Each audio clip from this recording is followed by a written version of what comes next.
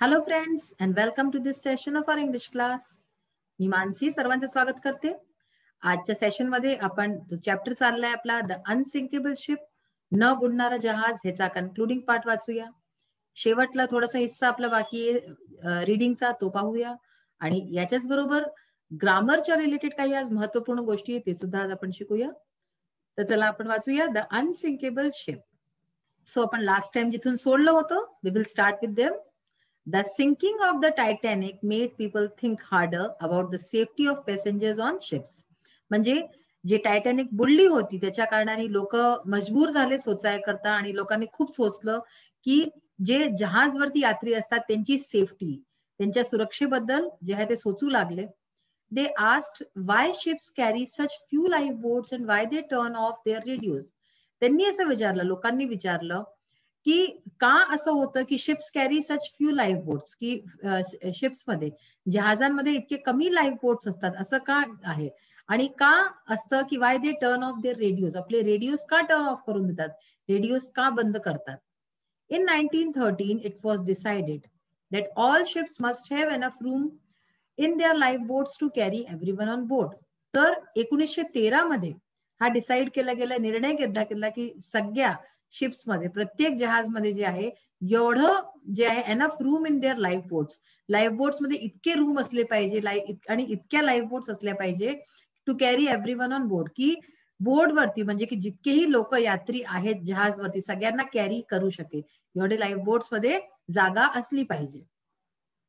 It was also decided that ships must keep their radios working every hour of the day and night. हे सुद्धा निर्णय घेतला गेला याचबरोबर की जहाजांना जे आहे आपले रेडिओज वर्किंग ठेवावे लागतील, हमेशा ऑन ठेवावे लागतील, चाहे दिवस असो किंवा रात्र असो. हा जो हादसा घडला हा बहुतेक वाचला असता, काही कमी लोक मेले असते याच्यात, जर ती जी शिप होती कॅलिफोर्निया नावाची, तिने जर आपले रेडिओ जर ऑन असता तर, पण तिचा रेडिओ ऑफ होता, त्यामुळे एवढा भयानक हादसा झाला. In 1985, scientists sent a submarine to look for the wreck of the Titanic. आता 1985 मध्ये सायंटिस्ट होते, जितके वैज्ञानिक होते, त्यांनी एक सबमरीनला तिथे धाडलं. सबमरीन काय असतं, जे की समुद्राच्या आतपर्यंत जातं अगदी, त्याला धाडलं पाहाय करता की टायटॅनिकचा जो हा काय हाल झाला होता, काय जे झालं होतं त्याच्या पाहाय करता. They found the ship lying in 2 pieces on the ocean floor. आणि त्यांना तिथे काय दिसलं की जी शिप आहे, जे जहाज आहे, ते 2 तुकड्यांमध्ये ओशनच्या फ्लोअरवरती, जे महासमुद्र होतं त्याच्या जमिनीवरती 2 तुकड्या तशी पडलेली होती, at a depth of around 4000 metres. आणि किती डीप होती ती, इतकं म्हणजे डीप ते डेप्थ होती, 4000 मीटर म्हणजे 13,000 फीट, म्हणजे पाण्याच्या 13,000 फूट खालती ते होतं जे शिप होती ती. Later they took photographs of the wreck and brought small parts of it to the surface of the water. नंतर काय केलं त्यांनी, त्याचे फोटोग्राफ्स काढले आणि हे जे रॅक झाला होता, हा जो इतका मोठा हादसा झाला, आणि ते शिपचे जे तुकडे होते त्याचे broad small parts of it, आणि त्याचे छोटे छोटे जे तुकडे होते ते आणले to the surface of the water, पाण्याच्या सतहावरती हे आणलं त्यांनी. देअर आर मेनी स्टोरीज, तर अशा खूप साऱ्या कहाण्या आहेत of bravery on that terrible night in April 1912. 1912च्या रात्री, जी ती इतकी भयानक रात्र होती, त्या दिवशी अशा खूप कहाण्या आहेत ब्रेव्हरीच्या, जे लोकांनी साहस दाखवलं. In 1998, the director James Cameron made a famous film of the Titanic's maiden voyage. तर 1998 मध्ये जेम्स कॅमेरॉन नावाचे डायरेक्टर, निर्देशक होते, त्यांनी एक खूप फेमस प्रसिद्ध फिल्म बनवली, तिचं नाव टायटॅनिक होतं, जे मी तुम्हाला ऑलरेडी सांगून चुकले आहे. मेडन वॉयज, जे की टायटॅनिकची मेडन वॉयज, जी पहिली जी यात्रा होती त्याच्यावरती फिल्म बनवली. खूप सुंदर फिल्म आहे, जर तुम्ही नाही बघितली तुम्हाला अगदी नक्कीच बघितली पाहिजे. It is a very sad film. Sad film आहे कारण की हा, जसं मी तुम्हाला आता बोलून सांगितलं, त्याच्यात तुम्ही ऍक्च्युअल मध्ये बघाले की काय झालं असेल, कसं झालं असेल. Almost everyone who sees the film leaves the cinema in tears. म्हणजे जितकेही लोक ही फिल्म पाहतात, ते जे आहे जेव्हा ही सिनेमा हॉल लिव्ह करतात, किंवा जसं तुम्ही सुद्धा बघाल, तर असं होऊच नाही शकत की तुमच्या डोळ्यात पाणी न ये. हे इतकी भयानक जो हादसा होता तो इतक्या सुंदर तरीक्याने दाखवला गेलाय की असं कोणीच असेल ज्या डोळ्यात पाणी नसेल आलं. तर अशा प्रकारे चॅप्टर जो आहे आपला रिडिंग पार्ट कन्क्लूड झालेला आहे. आता बघा, two words may combine to form a new word with a changed meaning. हे तुम्हाला सांगितलं होतं जेव्हा आपण कंपाऊंड वर्ड्सची गोष्ट करत होतो, की दोन वेगवेगळे शब्द मिळवले जातात to form a new word. त्याच्याने एक नवीन शब्द बनतो विथ अ चेंज्ड मिनिंग, ज्याचा की अर्थ वेगळा असतो. फॉर एक्झाम्पल, एक्झाम्पलच्या तौरवरती पहा, every plus thing is equal to everything.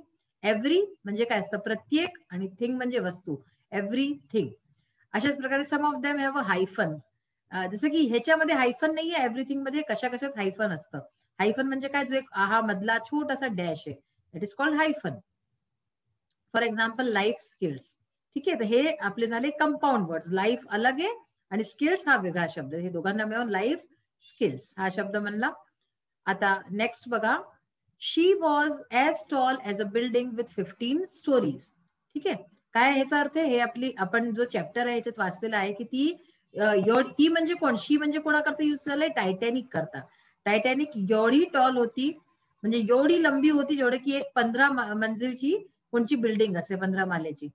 Here she the Titanic is compared with a building of 15 storeys. तर याला एक 15 स्टोरी, 15 मंजिली बिल्डिंगशी कम्पेअर केलं गेलंय, as tall as असं म्हणून.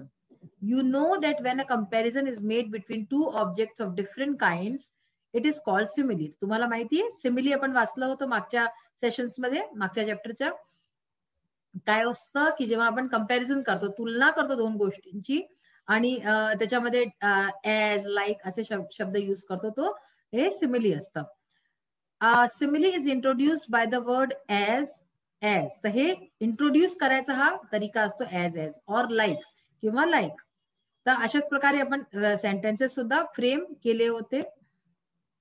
आता नेक्स्ट बघा, आपल्याला आता हे करायचंय लँग्वेज स्टडी पार्ट आपण पाहूया. The sentences can be classified into 3 types, simple, complex and compound. आपण आज सेंटेन्सेसच्या बाबतीत गोष्टी करूया. 3 प्रकारचे सेंटेन्स असतात, म्हणजे वाक्य जे असतात ते 3 प्रकारचे असतात. पहिला असतो सिम्पल, म्हणजे जे साधारण असतात, कॉम्प्लेक्स आणि कंपाऊंड. सिम्पल सेंटेन्स काय असतं पहिले वाचूया. A simple sentence is one that has only one subject and one predicate. म्हणजे फक्त एक सब्जेक्ट असेल, एक प्रेडिकेट असेल, so that is a simple sentence. It has only one finite verb, आणि एक फायनाईट वर्ब असतो याच्यात. For example, she went home, simple sentence आहे. शी हा काय आहे, सब्जेक्ट आहे, went home predicate. In the morning near my school I saw a snake. तर अशा प्रकारे ह्या वेंट, सॉ हे काय झाले, हे वर्ब झाले. A complex sentence consists of one main clause and one or more dependent or subordinate clauses.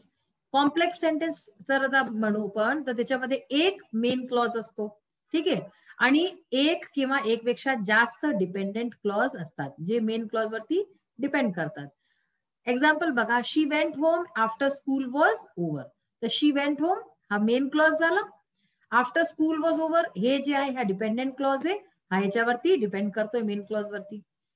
The boys found the book which had been lost. The boys found the book हा main clause झाला, ठीक आहे ना, आणि which had been lost हा dependent clause झाला. The boys found the book हा आपल्या ॲपमध्ये फुल एक सेंटेन्स आहे, फुल सेन्स काढतो. विच हॅड बीन लॉस्ट हे, आणि त्याच्यात म्हणजे की आपण हा क्लॉज एक लावलाय, तर हा ह्याच्यावरती डिपेंड करतो.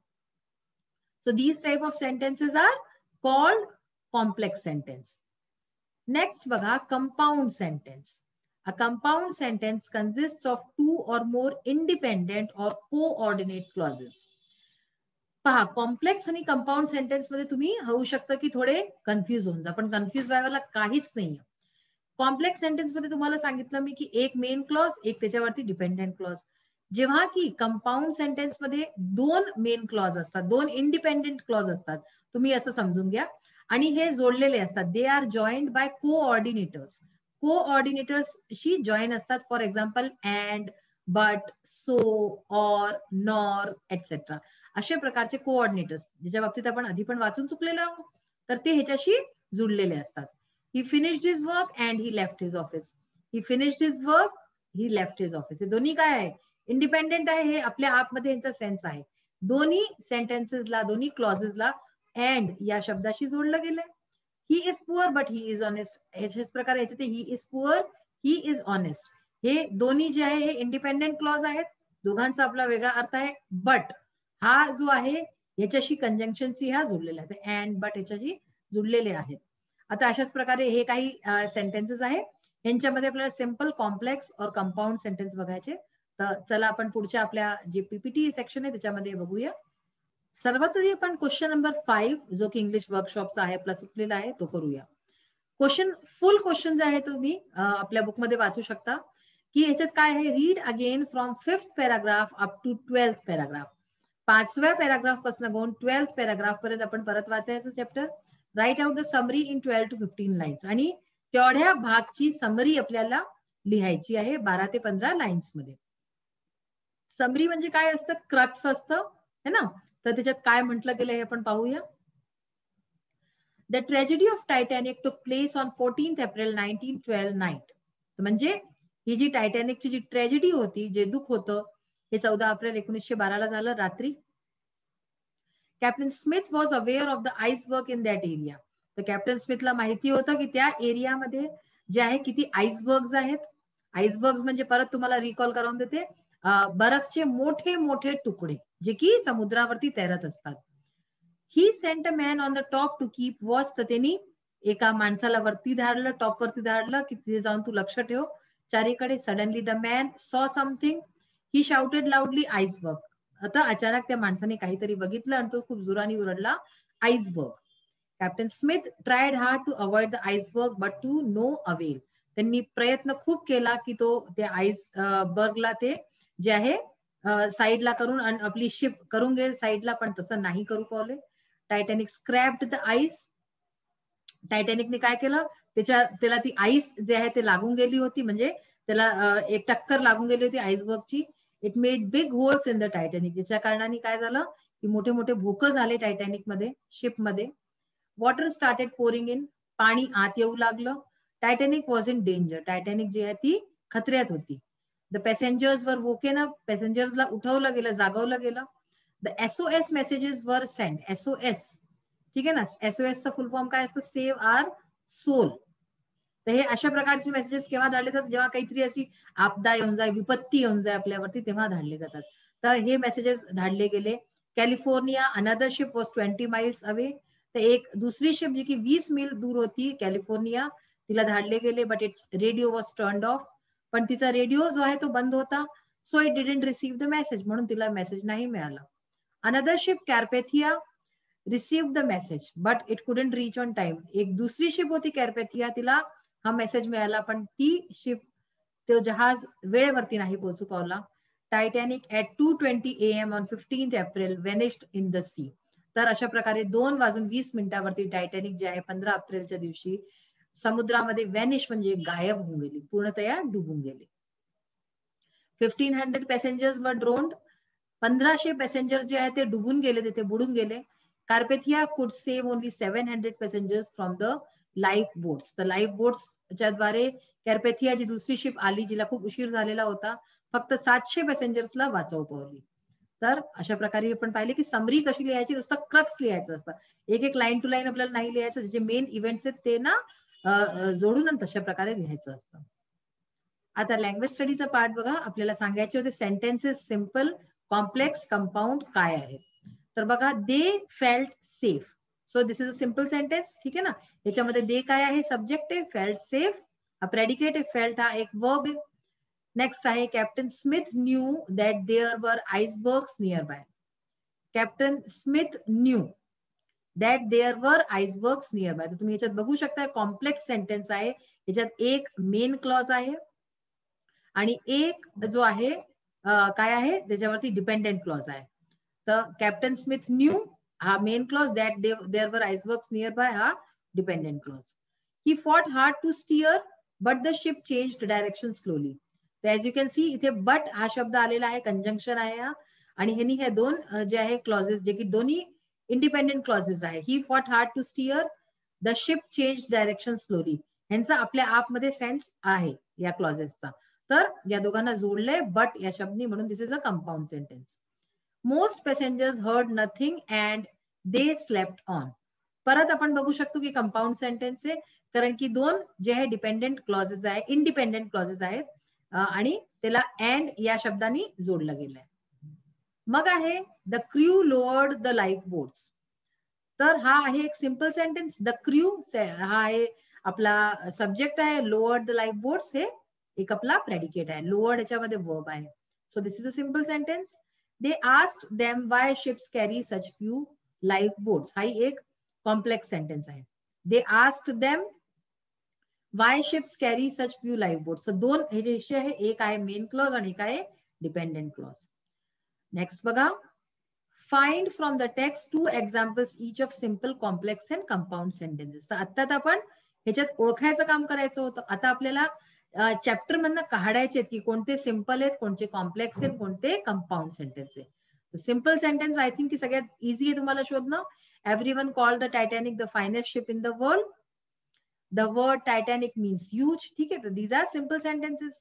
Complex sentences, everyone thought that the Titanic could never sink. ठीक आहे. मग आहे it was decided that all ships must have enough room in their life boats to carry everyone on board. तर हे दोन्ही जे आहे कॉम्प्लेक्स सेंटेन्स आहे, एक डिपेंडेंट क्लॉज, एक इंडिपेंडेंट क्लॉज, अशा प्रकारचं.